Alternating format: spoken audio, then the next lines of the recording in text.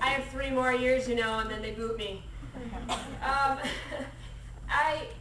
This award has been just an affirmation, really, because my entire life I get the same questions over and over and over. Can your parents drive? Can they read lips? Can they read Braille? Oh no, I guess they can't. So over and over I've been explaining these questions, and this was just my lifestyle. You know, I wanted to show people I am proud of my parents. They can raise children. Yes, they can. And because they asked me, can they have children? Hi.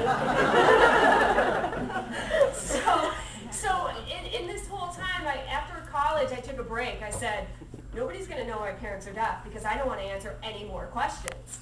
So after I became involved with the deaf community in Illinois, that's where I met my husband, the deaf saga kind of turned. I went from deaf parents to a deaf husband, which is a totally different dynamic.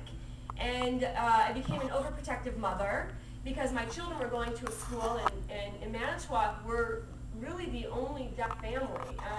There are other senior citizens, but young, active community, not.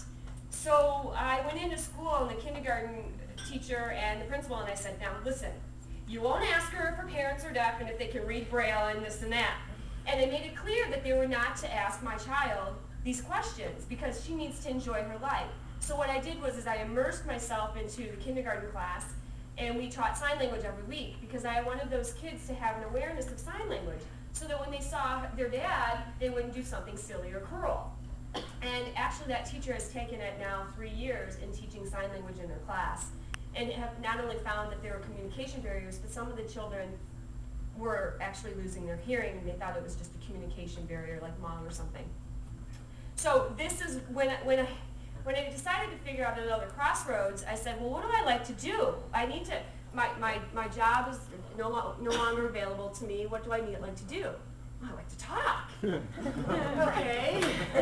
What do I like to talk about? I like to talk about me. Well, that won't fly. So I talk about my deaf parents and my awareness, hoping that it just gives awareness more to hospitals, doctors, lawyers, like they said, in hopes that it's an equal access communication. I'm, again, greatly honored to receive this. It means the world to me, and thank you for affirming my mission and also that I'm still young.